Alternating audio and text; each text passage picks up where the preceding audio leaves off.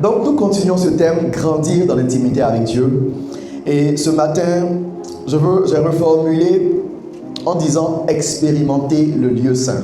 Est-ce que tu peux dire à ton voisin, expérimenter le lieu saint? Dis encore, expérimenter le lieu saint.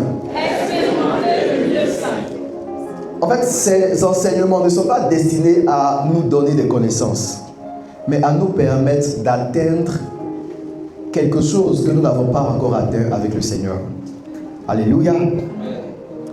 D'entrer dans une dimension qu'on n'a pas encore vue avec Dieu. Alléluia. Et je veux t'encourager à chercher Dieu. Dans le cadre de ces enseignements, j'ai parlé beaucoup de certaines personnes qui n'étaient pas destinées apparemment à devenir des intimes de Dieu. Il y a par exemple dans Josué 6, 5, 6, le cas d'une femme qu'on appelait Rahab. Qui se souvient du nom Rahab dans la Bible? Qui ne se souvient pas de ce nom?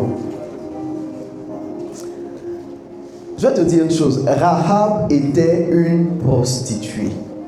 Ça veut dire que son métier, c'était de vendre son corps pour avoir de l'argent. Et c'est avec ça qu'elle se nourrissait. C'est avec ça qu'elle entretenait même sa famille. Et la Bible dit qu'elle habitait la ville de Jéricho. Amen. Une dame comme ça, on peut se dire, mais Dieu n'a rien à faire avec elle. On peut se dire, mais elle est maudite. Pourtant, Rahab est la seule personne qui a été épargnée quand Dieu a détruit Jéricho.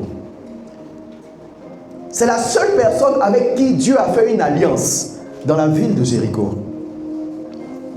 Il y avait des gens qui n'étaient pas aussi, qui n'avaient pas une vie aussi mauvaise.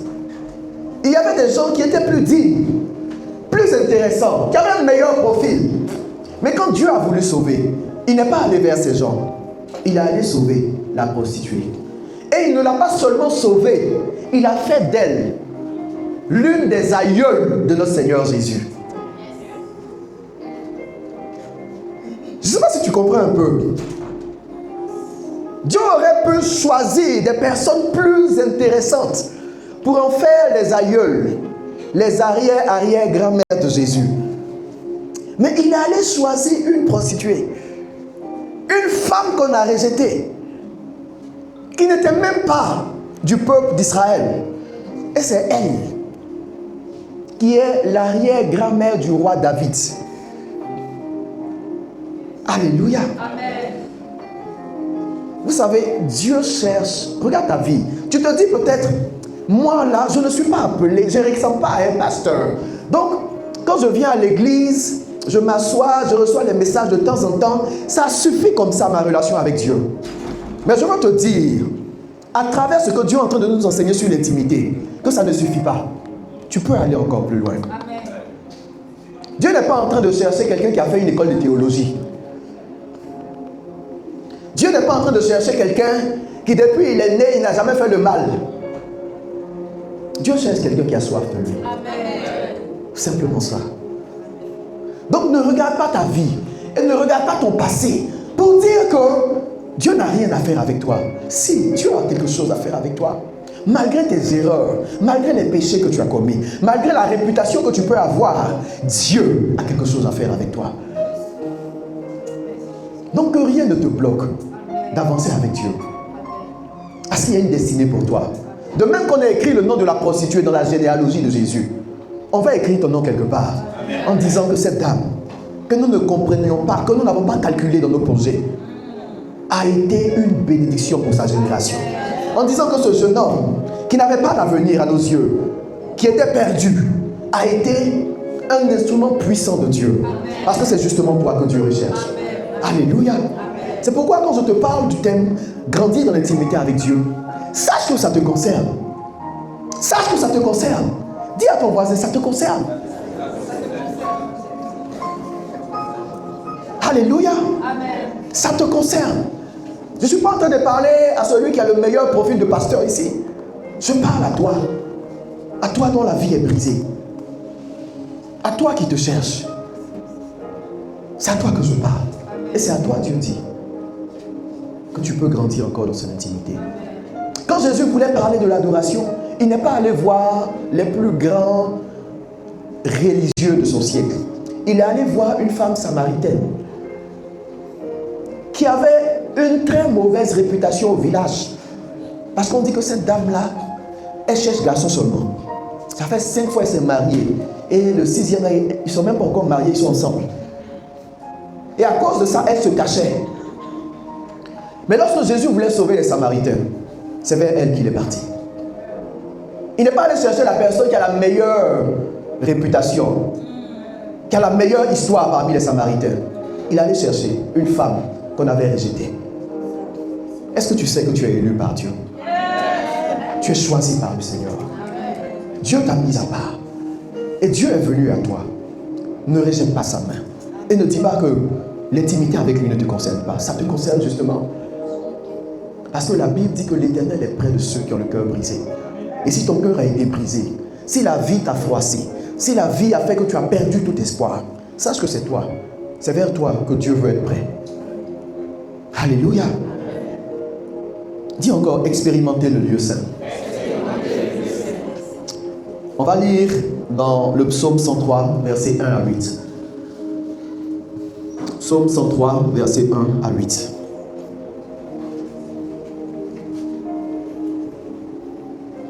Est-ce que tu y es? Je t'encourage à avoir ta Bible papier. Les chrétiens 2.0 là, ils n'ont plus Bible. Je vous assure, il y a une période où les gens vont probablement modifier la Bible. Mais comme tu n'auras pas l'original, tu ne vas pas savoir. Parce que, un, d'abord, tu ne lis pas la Bible. De deux, tu te contentes de quelque chose qui est en ligne. Un jour, on va te marmailler sur la Bible. On va tordre les versets. On va renverser les sens. Ça a été déjà fait dans le passé. Mais ça va venir plus encore. Et si tu n'as pas la Bible originale, si tu ne la lis pas, tu ne vas même pas savoir. On va te marmailler. Et tu vas commencer à adorer un Dieu qui est un faux Dieu. Donc, aie ta Bible et puis lis-la. Cherche à connaître Dieu. Amen. Psaume 103, versets 1 à 8. De David. Mon âme bénit l'Éternel. Que tout ce qui est en moi bénisse son saint nom. Mon âme bénit l'Éternel et n'oublie aucun de ses bienfaits. C'est lui qui pardonne toutes tes iniquités, qui guérit toutes tes maladies. C'est lui qui délivre ta vie de la fosse, qui te couronne de bonté et de miséricorde. C'est lui qui rassasie de bien ta vieillesse, qui te fait rajeunir comme l'aigle. L'Éternel fait justice. Il fait droit à tous les opprimés. Il a manifesté ses voies à Moïse, ses œuvres aux enfants d'Israël.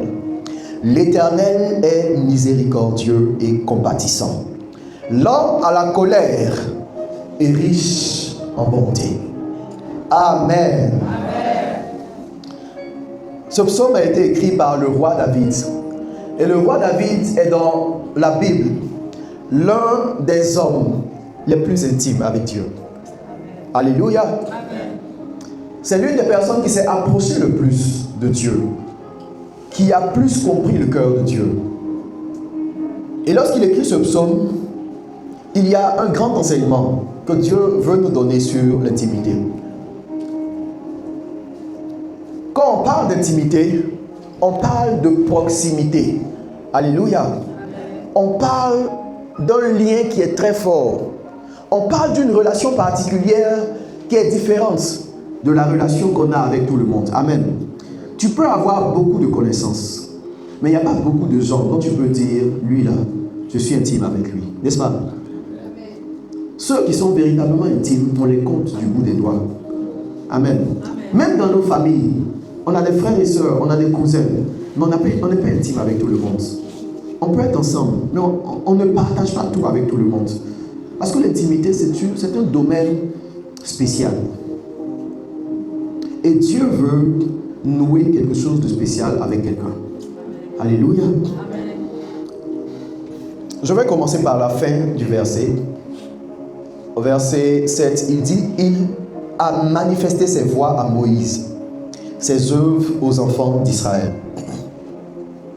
C'est comme si David fait une distinction, alléluia, entre le peuple général d'Israël et puis Moïse. En parlant de Moïse, il dit, il a manifesté quoi à Moïse? Ses voies. Et concernant le peuple d'Israël, il dit, il a manifesté ses œuvres. Alléluia. Amen. Vous savez, qui a déjà regardé un spectacle? Qui est allé regarder par exemple un concert? Qui a déjà regardé un concert? Alléluia. Quand vous allez à un concert, il y a ceux qui sont sur la plateforme, qui chantent. Et puis il y a ceux qui écoutent. C'est chic d'écouter, n'est-ce pas? Mais il y a plus de gloire à être sur le podium. Alléluia. Amen. Amen. Et souvent même, il y a des gens qui sont parmi le public, qui veulent monter sur le podium et puis on les chasse. J'ai déjà vu une scène où l'artiste, il a chuté un spectateur parce qu'il ne voulait pas que le spectateur s'approche trop de lui. Alléluia. Amen. Quand vous avez déjà mangé, qui a déjà mangé un bon gaba? Mais lève la main. Est-ce que c'est une question piège? C'est pas une question piège. Alléluia. Les gens qui sont en train de dire, mais aïe, c'est habillé ici là qui n'a jamais mangé un gaba. Et la question est tellement. Mais tu vois, qui a déjà préparé un bon gaba? Alléluia. Vous voyez, entre ceux qui ont mangé et ceux qui ont préparé, ce n'est pas le même nombre. Tu peux être parmi ceux qui ont mangé. Et puis tu as mangé, tu es content. Mais tu peux ne pas avoir la recette. Ça fait que s'il n'y a pas quelqu'un qui a préparé, tu es mort dans le film. Il y a plusieurs années, il y a longtemps de cela, je suis allé étudier au Sénégal. Au Sénégal, on ne connaît pas Foutou. Et un jour, je cherchais à manger un repas ivoirien. Je ne trouvais pas. Et on m'a parlé d'un restaurant ivoirien loin là-bas. Ça fait longtemps, hein, ça fait beaucoup d'années. J'étais étudiant à l'époque. Et tellement je cherchais une nourriture ivoirienne. J'ai cherché jusqu'à ce que je suis arrivé dans ce restaurant-là. Mais le petit plat de Foutou, le prix qu'on m'a taxé, j'ai dit, ouais, je ne suis pas à Abidjan. À l'époque, là, à Abidjan, avec 500, tu peux acheter ça d'un maquis. Alléluia. Mais je ne sais pas si ça faisait autour de 5000 ou bien quelque chose comme ça. Foutou et sauce graine. Parce que je ne savais pas préparer.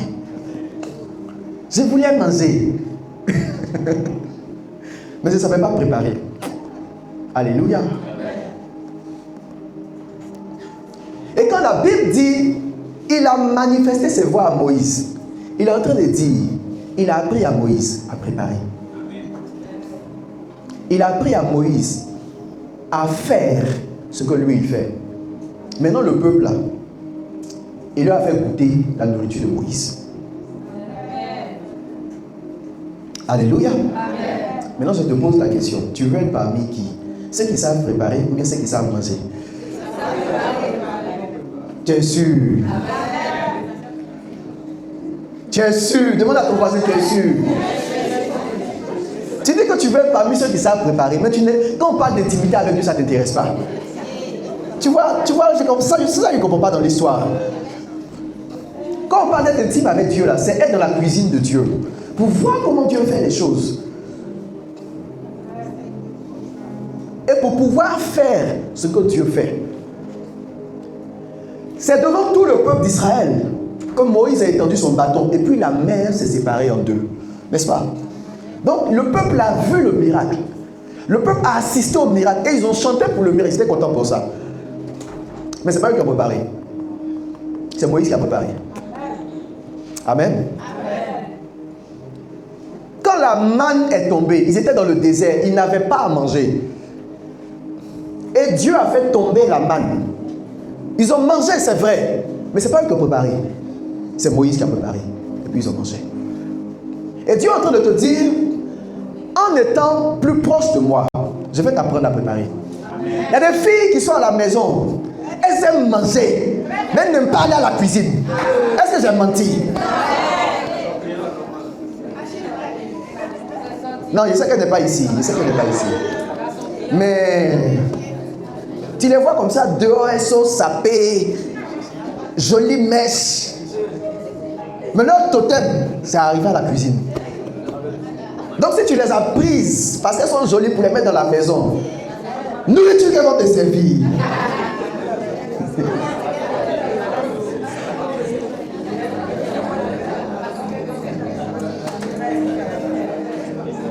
Tu vois comment c'est important d'être de l'autre côté. C'est bien de manger de bonnes choses dans la vie, mais c'est plus important d'être de l'autre côté, parce qu'un jour tu vas te retrouver où il n'y aura pas personne qui peut préparer pour toi. Tu vas te retrouver dans des situations où il n'y aura personne pour prier pour toi, pour le voyage que tu veux faire, où il n'y aura personne pour prier pour toi, pour te montrer comment tu vas sortir d'un problème. Si toi-même tu ne sais pas préparer ton intimité avec Dieu, tu seras livré à toi-même. Et tu vas dire, Dieu n'est pas bon, il ne m'a pas écouté. C'est vrai que tu ne sais pas préparer. Au moment où on t'entend dire, c'est comme ça on prépare là, toi tu dis envoyer un mail seulement. Au moment où on dit approche-toi de Dieu, viens devenir toi-même intime avec Dieu. Tu as dit, il y a des gens qui disent non, il n'est pas sûr qu'à prier pour nous. Ça suffit comme ça. Nous là, on n'est pas fait pour être intime de Dieu. Tu comprends? Et c'est une grosse erreur qu'on fait dans l'église. Écoutez, je me tiens sur cette chair, non pas pour te rendre dépendant de moi. Je ne veux même pas que tu sois dépendant de moi. Je n'ai aucune gloire, aucun avantage à ce que pour chaque chose de ta vie, tu cherches le numéro du pasteur pour qu'il prie pour toi. Mon avantage et ma gloire, c'est que lorsque tu as besoin de quelque chose pour Dieu, je t'ai montré comment est-ce que Dieu, tu peux toi-même lui parler et recevoir ce que tu as besoin, ce dont tu as besoin. La gloire que je peux tirer, c'est que je t'ai montré comment est-ce que, quand tu es dans une situation où tu cherches un conseil, tu peux entrer dans la parole de Dieu, et tu peux chercher la face de Dieu, et lui, il va te révéler quoi faire. Si un pasteur te rend dépendant de lui pour que chaque chose de ta vie, tu as besoin de l'appeler pour qu'il te dise quoi faire, c'est qu'il a échoué. Ah, s'il ne t'a pas appris à préparer, il t'a appris à goûter et à manger sa nourriture. Il dit, il a manifesté ses voies à Moïse et ses œuvres aux enfants d'Israël. Ma prière, c'est que tu ne sois pas de ceux qui regardent simplement les œuvres, mais qui comprennent les voies de Dieu. Qui savent discerner ce que Dieu est en train de faire. Qui savent personnellement écouter la voix. Mais ça, tu ne peux pas l'avoir si tu n'es pas intime avec Dieu. Tu ne peux pas l'expérimenter si tu n'es pas intime avec Dieu. Et cette expérience, tu la comprends à travers l'image du tabernacle. L'image de la maison que Dieu a demandé à Moïse de construire. Alléluia. Et les intimes se retrouvent dans la partie de la maison qu'on appelle le lieu saint. D'accord? Est-ce que je peux avoir l'image du lieu saint? Les intimes, ceux qui sont proches de Dieu, se retrouvent dans la partie de la maison qu'on appelle le lieu saint. Les autres sont dehors. Ils attendent simplement que Dieu fasse quelque chose et puis ils vont sauter. Mais ceux qui sont dans la partie qu'on appelle le lieu saint, ceux qui peuvent pénétrer dans cette zone-là, eux, ils préparent les choses avec Dieu. Ils mangent avec Dieu. Ils connaissent les voies de Dieu. Ils entendent la voix de l'Éternel. Amen. Et juste pour rappel, je disais que dans la maison de Dieu, il y avait deux grandes parties. Il y avait la cour, qu'on appelle le parvis dans le langage biblique. Et ça, c'est là-bas que les gens venaient juste pour demander pardon pour leurs péchés. Leur limite, c'était pour demander pardon. Ou pour dire merci pour quelque chose que Dieu avait fait. Mais ils ne connaissaient pas Dieu. Ça fait que lorsque Moïse à un moment donné, est monté plus près de Dieu, sur la montagne, pour chercher à entendre la voix de Dieu. La Bible dit que le peuple de Dieu s'est fait une idole. Et il a dit, voici l'Éternel qui t'a fait sortir d'Égypte. Tu comprends un peu? Quand tu ne connais pas les voies de Dieu, quand tu n'es pas intime avec Dieu, tu es une proie facile pour être trompé. Pourquoi c'est important? Tu peux être en train de servir et d'adorer un faux Dieu. Tu vas dire, c'est le Dieu de la Bible que je suis en train d'adorer. Et beaucoup de gens aujourd'hui adorent un faux Dieu, adorent des mensonges, sont dans le faux spirituellement. Et ils disent, voici le Dieu qui a fait le ciel et la terre, c'est lui que j'adore. La Bible dit, vous pouvez le voir dans Exode 30, on ne va pas le lire parce que c'est long, 30, 31, 32. Moïse est monté pour aller chercher la loi de Dieu. C'est-à-dire qu'il est allé dans un plus grand niveau d'intimité pour avoir les commandements et les ordonnances de Dieu. Mais pendant ce temps, pendant que d'autres étaient restés en bas, la Bible dit qu'ils ont commencé à se distraire. Et ils ont dit à... Alléluia. Ils ont dit à Aaron, Aaron, il faut nous faire un Dieu en or. Ils sont venus offrir tout ce qu'ils avaient comme or. Et avec ça, Aaron a fait un veau. Et il leur a dit, voici votre Dieu. Et ils ont commencé à adorer ce Dieu-là. Tout le peuple, sauf Moïse. Josué était quelque part au milieu, mais il n'était pas avec le peuple. Y compris Aaron même qui était sacrificateur. Il y a des gens qui disent, de toute manière, pour adorer Dieu, il suffit simplement de ne pas être mauvais, de ne pas être méchant. Il suffit de ne pas avoir d'ennemis dans la vie. Il suffit d'aimer ton prochain.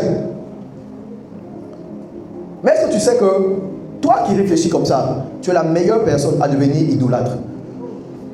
Parce que tu ne connais pas Dieu. Tu ne connais pas Dieu. Je pense qu'ils étaient sincères quand ils disaient, voici le Dieu qui nous a fait sortir d'Égypte. Parce qu'en Égypte, on adorait des dieux qui étaient représentés par des animaux.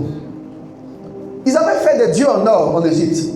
Et les peuples autour d'eux aussi avaient fait des dieux. Et donc parce qu'ils ne savaient pas qui était le Dieu d'Israël, leur imagination voyait Dieu, le vrai Dieu, comme le Dieu que les autres adorent.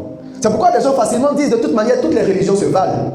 Si moi j'adore c'est telle religion, je suis dans telle religion, je suis dans telle autre religion, je suis dans telle église, je suis dans telle autre église, tout se vaut. Mon ami, tu es un bon candidat pour devenir l'adorateur du faux d'or. Parce qu'on va te marmailler, Satan va te marmailler, tu ne vas rien voir dedans. Tu vas dire, mais c'est le Dieu qui m'a fait sortir d'Égypte, c'est le Dieu qui m'a guéri. Certainement, il y a un Dieu qui t'a guéri, mais ce n'est pas tous les dieux qui t'ont guéri. Comment tu discernes que c'est le Dieu d'Israël si tu ne le connais pas? L'intimité te permet de savoir qui t'a fait du bien. Amen. David dans ce passage dit, mon âme bénit l'Éternel. Que tout ce qui est en moi bénisse son Saint-Nom. Mon âme bénit l'Éternel, n'oublie aucun de ses bienfaits. Et il dit, c'est lui qui pardonne toutes tes iniquités. C'est lui qui guérit toutes tes maladies.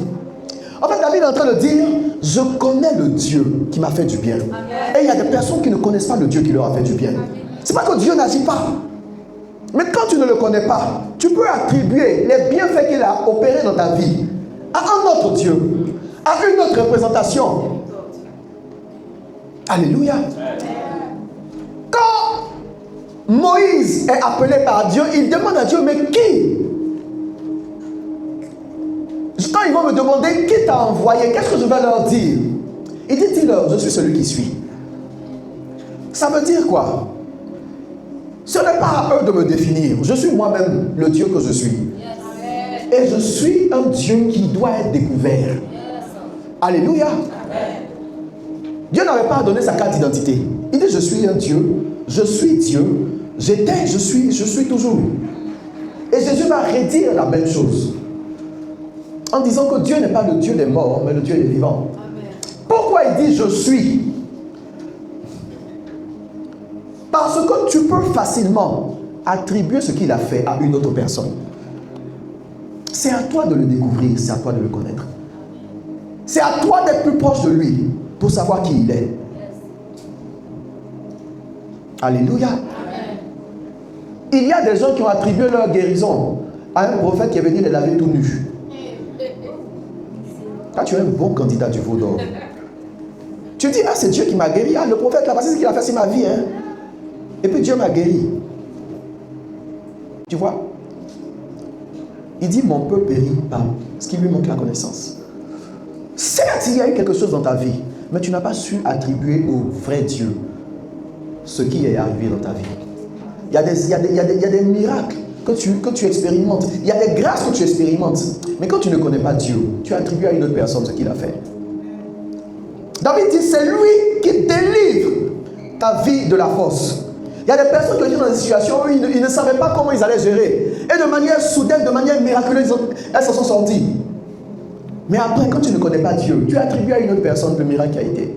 Parce que tu ne connais pas Dieu. Le peuple a dit, voici le Dieu qui nous a fait sortir d'Égypte. Effectivement, la mer s'est ouverte et la mer a englouti les Égyptiens. Mais ils ne savaient pas le Dieu qui avait opéré ça. Donc quand tu n'es pas intime avec Dieu, tu vas croire que tu es en train d'adorer Dieu. Or, tu es en train d'adorer un faux Dieu, un faux d'or. Et le problème de beaucoup, c'est qu'à la fin de ta vie, tu vas te retrouver devant le vrai Dieu qui va te demander de rendre compte de ta vie.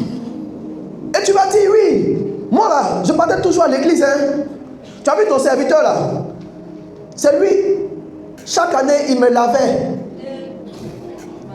avec une eau prophétique.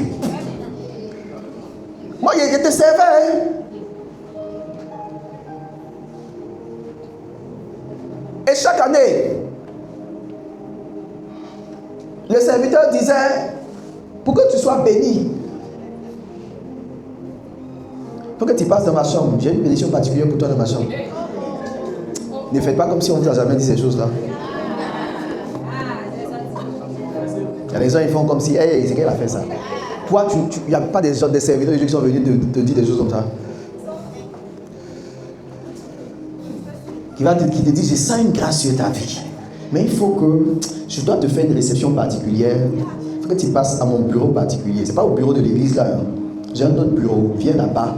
Je vais prier spécialement pour toi, ma fille. Puis toi aussi, tu prends tes coca, tu t'en vas. L'homme de Dieu va prier pour moi dans la chambre de l'hôtel. C'est dans la chambre de l'hôtel que toi on prie pour toi. Et tu dis, ah, Dieu m'a béni. Et quand il a prophétisé sur moi, Jah, tu es un faux Dieu, c'est un faux d'or, tu allais adorer.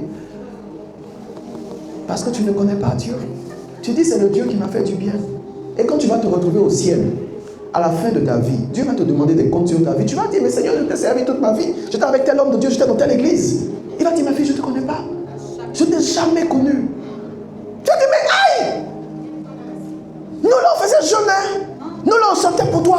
On priait. On faisait veiller tous les vendredis. Il va dire, je ne te connais pas. Il va dire, toi, le moi, servante d'iniquité. Parce que tu ne connais pas Dieu.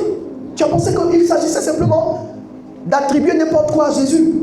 Alors que le Jésus dont nous parlons, il veut que tu le connaisses. Il est je suis. Et c'est à toi de découvrir donc quel est le contenu du je suis. Amen. Si tu ne prends pas la peine pendant ta vie sur terre de t'approcher plus de lui pour le connaître, tu vas te retrouver un jour devant lui et tu vas décrire un Dieu qui n'est pas. Et il va dire tu t'es trompé de Dieu. Il n'y a pas plus grande erreur pour quelqu'un sur la terre de passer sa vie à dire je sers Dieu, je suis chrétien, je suis enfant de Dieu, et de se retrouver devant le trône de Dieu. Et Dieu va lui dire je ne te connais pas, je ne t'ai jamais connu. Que Dieu te garde. Amen. Mais le seul chemin pour éviter ça, c'est d'accepter d'aller plus loin avec Dieu. Amen. De ne pas confier ton salut à un homme. Amen. De ne pas confier ta connaissance de Dieu à un homme. Amen. De chercher Dieu personnellement. Amen. De devenir une intime de Dieu. Amen. Jésus dit dans Matthieu 7, beaucoup vont venir et vont dire on a fait ceci en ton nom, on a fait cela en ton nom. Et il leur dira, je ne vous ai jamais connu. Quel malheur, quelle tristesse qu'à la fin de ta vie, Dieu te dise une chose comme ça. Que tu aies passé ton temps depuis ta jeunesse ou toute ta période adulte à aller à l'église sans avoir connu Donc tu comprends que le problème de la vie chrétienne, c'est de véritablement connaître celui que tu dis servir. Il ne s'agit pas de juste faire des choses pour Dieu. Il s'agit de le connaître. Parce que lui, il va dire, je ne t'ai jamais connu. Donc c'est un problème de connaissance. Ce n'est pas juste un problème d'activité. Dieu cherche pas des gens qui font des activités dans l'église. Il cherche des gens qui le connaissent. Il dit, mon peuple périt parce qu'ils ne le connaissent pas. Parce qu'il lui manque la connaissance. Et c'est la chose que tu prends le plus légèrement. Connaître Dieu, ça ne t'intéresse pas. Tu penses que l'essentiel c'est de venir à l'église. De dire que de temps en temps je viens à l'église, je prie un peu.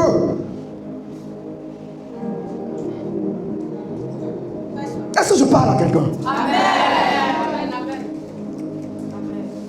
Est-ce que je dis ça ne concerne pas juste quelqu'un? Ça peut être des serviteurs de Dieu. Ça peut être des pasteurs. Ce dont Jésus parle dans Matthieu 7, ce ne sont pas des gens qui étaient juste dans le peuple. Il dit, nous avons prophétisé en ton nom. Nous avons fait des miracles en ton nom. Nous avons chassé des démons en ton nom. Et il dit, je leur dirai, je ne vous ai jamais connu. Ça fait peur. Ça fait peur d'avoir la pensée que Dieu puisse te dire, je ne t'ai jamais connu. Est-ce que tu m'entends? Je te parle de ton éternité. C'est bien de venir à l'église de chercher des bénédictions, mais je te parle de ton éternité. Nous passons peut-être aujourd'hui la moyenne même, l'âge moyen de vie sur terre, surtout dans nos régions africaines, ça n'arrive même pas à 60 ans. Beaucoup de gens font avant 60 ans.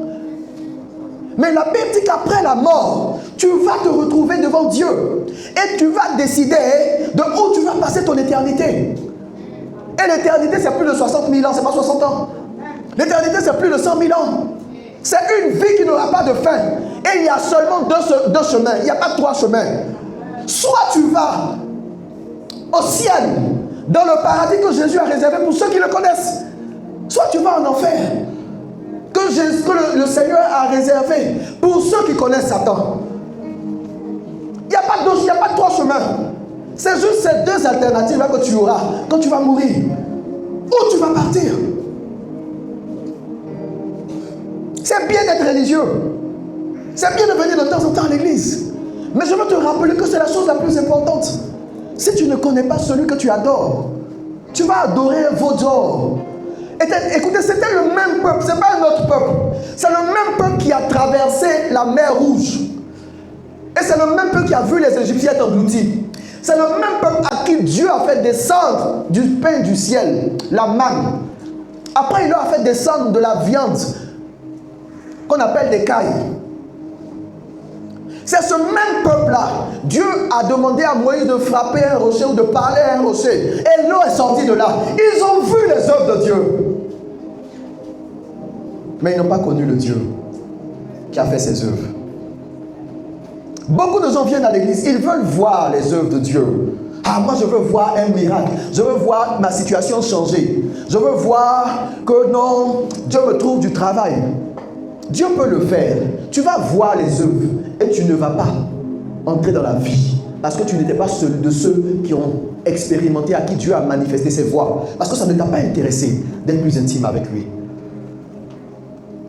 La Bible dit que cette génération qui est sortie d'Égypte avec Moïse, il n'y a que 2 personnes, parmi peut-être 2 millions de personnes, qui sont entrées dans la terre promise, qui est le symbole du lieu de repos que Dieu réserve à tous ceux qui lui seront fidèles. Et tous les autres, qu'est-ce qui s'est passé? Ils sont morts dans le désert. Quelqu'un me comprend? Ils sont morts dans le désert. Écoutez, ce n'est pas une histoire de non, Dieu va sciencer, comme on est beaucoup là, et puis on est trop nombreux à n'a pas avoir été qualifiés, donc il va faire pour donner, il va prendre au moins 50 000 comme ça, et si on est 1 million, il ne va pas dire qu'il va nous laisser mourir nous tous. Et beaucoup de gens pensent ça. Non, Dieu est gentil, oh. Dieu est bon, lui aussi il va sciencer, même si on est mauvais. La Bible dit, ils étaient des centaines de milliers. Eux tous sont morts dans le désert. Et les seules personnes qui sont entrées dans la terre promise, c'est Josué et Caleb. Parce qu'ils ont connu les voies de Dieu. Parce qu'ils ont marché dans les voies de Dieu. C'est pourquoi je te dis, et je te parle prophétiquement, si tu ne prends pas la peine de chercher à connaître le Dieu dont nous parlons tous les dimanches, à réellement établir une intimité personnelle avec lui, et tu viens juste parce que tu veux recevoir des bénédictions, tu veux voir ses œuvres dans ta vie, il se peut que tu te retrouves devant lui un jour et qu'il te dise, je ne t'ai jamais connu. Tu vas dire, mais c'est toi qui m'as donné le travail, là, c'est toi qui m'as guéri. Il ne va pas dire non, mais il va dire, mon fils ou ma fille, passe dans tout ce que j'ai fait là, tu ne t'es pas préoccupé de me connaître. Tu as juste voulu voir ce que moi je peux faire pour toi. Mais toi, tu ne t'es jamais demandé qu'est-ce que je dois faire pour connaître véritablement ce Dieu qui m'a fait du bien. Le fait d'expérimenter des miracles de Dieu dans ta vie ne te garantit pas que tu le connais. Est-ce que quelqu'un peut comprendre ça? Donc c'est pas parce que tu vas voir que Dieu va se manifester, Dieu va faire des choses, qu'il y a des miracles qui vont arriver dans ta vie, tu vas être guéri de quelque chose, tu vas être délivré d'une situation difficile, que tu vas penser que ton salut est assuré. C'est pas ça. Il faut connaître Dieu. Et pour connaître Dieu, il faut être intime avec Dieu. Je ne sais pas si je parle à quelqu'un ce matin. Ne te trompe pas. Ne te trompe pas. C'est la plus grosse erreur que tu peux faire dans ta vie, de côtoyer Dieu sans le connaître. Le peuple d'Israël a côtoyé Dieu sans le connaître. Ils ont expérimenté des choses de Dieu sans le connaître. Et aujourd'hui, le peuple de Dieu est satisfait de juste expérimenter des choses de Dieu. Dieu n'a qu'à me donner ceci, Dieu n'a qu'à me donner cela, Dieu n'a qu'à me donner ça. Et quelquefois, Dieu te donne. Et tu penses que c'est la garantie que Dieu est avec toi. Et qu'à la fin de ta vie, tu vas aller au ciel. C'est un mensonge. Dis à ton voisin, c'est un doi. C'est un loup doi. Aucun miracle de Dieu ne te garantit le ciel, si tu ne connais pas toi-même le Dieu que tu sers.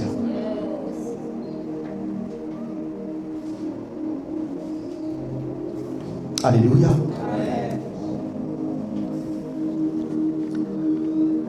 Je voulais parler de beaucoup de choses, mais je pense que ce matin, Dieu a voulu que j'attire ton attention sur ça. Il a manifesté ses voies à Moïse. Il a permis à Moïse d'entrer dans sa cuisine. Il a permis à Moïse de savoir qui il est et comment il fait les choses. Tandis qu'à tout le reste, ils ont vu et ils ont mangé la nourriture que Moïse a préparée. Mais ils ne sont pas entrés dans le repos de Dieu. Ils ne sont pas entrés dans l'éternité de Dieu. Ils ne sont pas entrés dans le pays que Dieu leur avait promis.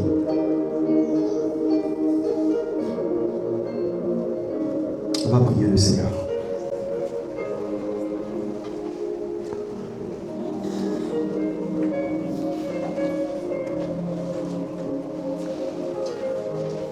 Je voudrais vraiment que tu puisses regarder dans ta vie.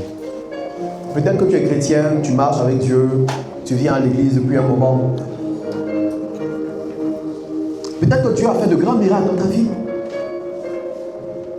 Et tu te dis, mais si Dieu a fait tout ça dans ma vie, donc tout va bien.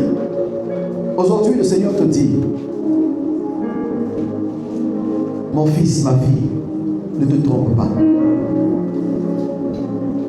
Voir mes œuvres n'est pas être sauvé. Voir mes œuvres n'est pas entrer dans mon éternité. Voir mes œuvres n'est pas me connaître encore. Et je voudrais que tu parles à Dieu.